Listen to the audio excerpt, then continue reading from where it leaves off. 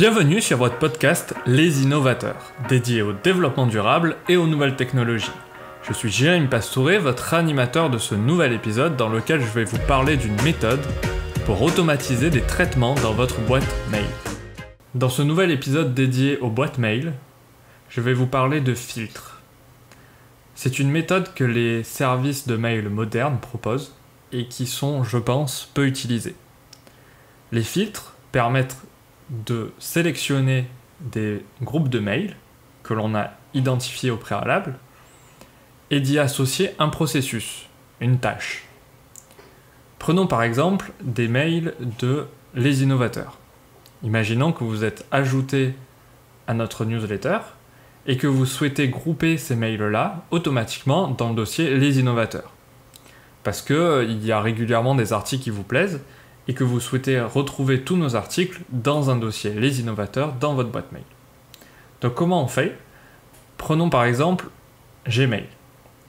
En haut de Gmail, vous avez une barre de recherche qui est simple et qui peut devenir avancée en cliquant sur la petite flèche qui est à droite. Grâce à cette recherche avancée, vous pouvez identifier par exemple tous les mails qui proviennent de contact@lesinnovateurs.com. En indiquant cela dans la barre de recherche de Google, il va vous afficher tous les mails dont l'expéditeur est contact@lesinnovateurs.com et notamment toutes nos newsletters. Associé à cette recherche, vous pouvez cliquer sur le bouton Créer un filtre et cela va vous permettre d'y associer une tâche. Vous pouvez par exemple déplacer automatiquement ces mails-là ainsi que tous les nouveaux dans un répertoire que l'on va nommer Les Innovateurs ou un autre nom de mail si vous le souhaitez. Vous pouvez aussi automatiquement placer ces mails-là comme importants parce que pour vous, il est important de lire nos mails. Vous pouvez aussi les transférer automatiquement à d'autres personnes. C'est typiquement le cas en entreprise lorsque vous avez des mails de différents clients et que vous souhaitez les transférer au commercial, au support, etc. Vous pouvez automatiser ces tâches-là. Par exemple, une adresse mail d'un cabinet précis, vous pouvez la transférer automatiquement à l'adresse mail support, par exemple. Vous pouvez aussi avoir des adresses mail de spam qui ne vous intéressent pas et que vous avez identifiées comme spammer, mais que Gmail ne les place pas dans ce dossier spécifique-là.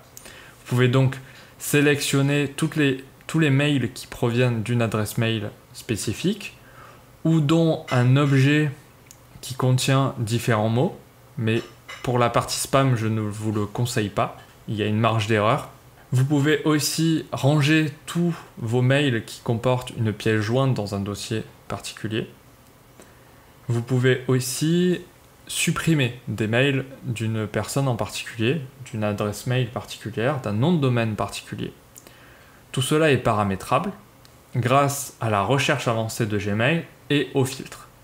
Cette fonctionnalité est aussi disponible sur d'autres services de mail modernes. J'ai pu le tester sur Outlook, sur Proton, mais il faut faire quelques recherches supplémentaires. En résumé, la barre de recherche avancée de Gmail permet d'identifier les groupes de mails.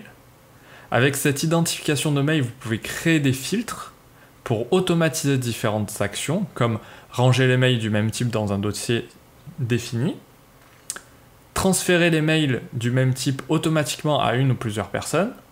Vous pouvez aussi les placer en tant que mails importants, et au contraire, vous pouvez automatiser le placement de mails en spam, ou même de les supprimer automatiquement. Pour finir, je vous invite à créer de nombreux filtres, dès lors que vous sentez que vous faites un travail récurrent dans votre boîte mail. Adoptez ce réflexe simple de créer un filtre.